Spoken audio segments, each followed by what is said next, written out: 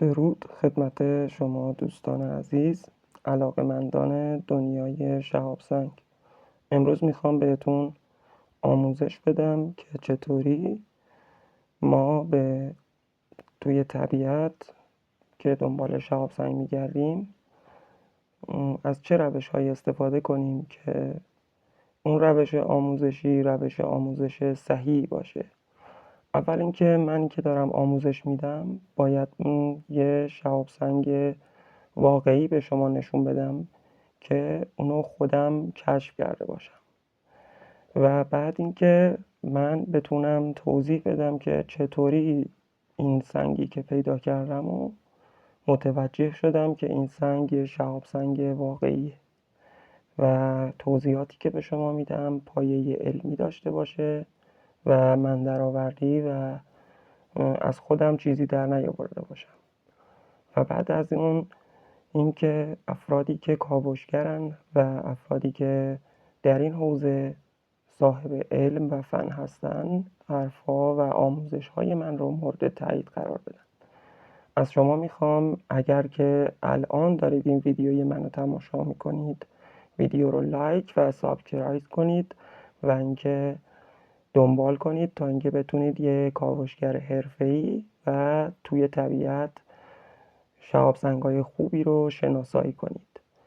این شهاب سنگی که دارید در تصویر مشاهده میکنید و من خودم در کویرهای ایران کشف کردم و علت اینکه تو کویر دنبال کشف و جستجوی شهاب سنگ میرم اینه که توی بیابانهای کویری سنگ به خیلی کم وجود داره، یا اینکه کسی اونو آورده انداخته یا اینکه از آسمان اومده خورده زمین. به همین علت ما کویر رو انتخاب میکنیم چون اونجا سنگ خیلی کمه و درصد ضریب اشتباهمون رو پایین میاره. و دومین چیزی که مورد توجه ما قرار میگیره برای شناسایی شهاب سنگ ها پوسته سوخته است. همونطور که داخل تصویر مشاهده میکنید شهاب سنگ ها دارای یک پوسته سوخته هستند. میبینید دوستان، یک پوسته سوخته که تا دور این شهاب سنگ رو به ضخامت حدوداً 1 میلیمتر گرفته و کاملا مشخص. میبینید؟ بله. این نکته خیلی حائز اهمیت و اینم بهتون بگم پوسته سوخته هر شهاب سنگی فرق میکنه. شهاب سنگ های کندریتی یک نمونه پوسته سوختگی دارن و شهاب سنگ های آکندریتی یه جور دیگه و بسته به شرایط آب و هوایی نوع پوسته سوخته تغییر میکنه و اینکه حالا تو آموزش های بعدی روش های شناسایی پوسته های سوخته دیگه هم بهتون توضیح میدم. و دومین چیزی که میخواستم بهتون بگم حالت فیوژنیه. ببینید حالت فیوژنی یعنی حالت خمیر یا حالت مذاب بودنه که خودتونم میبینید این به راحتی قابل تشخیصه که این یه حالت خمیری و یه حالت مذابگونه داشته این سنگ و این حالت اولین پوسته سوخته و دومی حالت خمیری یا فیوژنیه.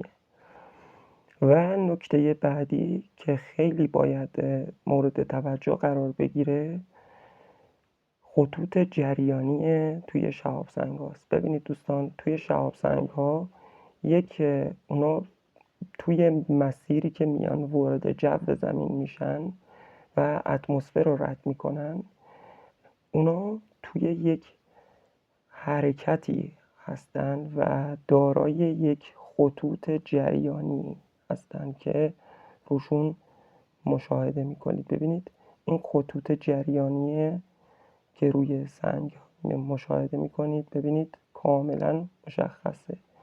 اینا خطوط جریانی هن که روی این سنگ میبینید. خطوط جریان ذوب بهشون میگن یا خطوط جریان شهاب سنگ هاست. و دومین چیزی که خیلی توی شهاب سنگ ها حائز اهمیتن اونا لبه های تیز ندارن. حتی اگر شکسته هم که باشن لبه هاشون اصلا تیز نیست و برندگی ندارن. ببینید اینجا حتی اگر لبه تیزی هم باشه اونا در حالت تیزی ندارن و حالت خمیری دارن. و نکته بعدی که توی شهاب سنگ ها خیلی مهمه و یکی از روش هاییه که اونو اثبات میکنه، اثر انگشتی بهش میگن. زمانی که شهاب سنگ از جو زمین داره رد میشه، به علت فشار هوای زیاد این جای انگشتی ها یا ریگموگلیب ها، به خارجی میگن ریگموگلیب و به فارسی میگن جای اثر انگشت. میبینید اینا در زمانی که از جو میخواد رد بشه این حالات روش به وجود میاد و ما این نکات رو مورد توجه قرار دادیم و فهمیدیم که سنگی که برداشتیم توی دستمون داریم یک شهاب سنگ. و یکی از چیزهای علمی دیگه‌ای که باید مورد توجه قرار بگیره اینه که خطوط جریانی داشته باشه، توضیح دادم، پوسته سوخته و جای اثر انگشت. و نکات آموزشی ظریف دیگه‌ای هم هست که بازم حالا تو این یکی شهاب سنگ بهتون توضیح میدم. ببینید این یه شهاب سنگ که به این نمونه شهاب سنگ سپری میگویند، به خاطر شکلی که داره. ببینید مانند یک سپر زمانی که داشته از جو رد می شده، ببینید حالت سوختگی رو به حالت سپر قرار گرفته و همینطور که می سوخته کاملا پوسته سوخته و حالت فیوژنیش مشخصه. همونطور که در تصویر مشاهده می کنید، ببینید یک لایه پوسته سوخته رو شما مشاهده می کنید و حالت فیوژنی هم که داره و لبه های تیز نداره و اون حالت اثر انگشتی هم که گفتم، ببینید هرچند کوچکه ولی روی این شهاب سنگ مورد تماشای شماست. دوستان عزیز، از اینکه ویدیوی من رو تماشا کردید خیلی متشکرم. من حمید هستم، یک کاوشگر شهاب سنگ.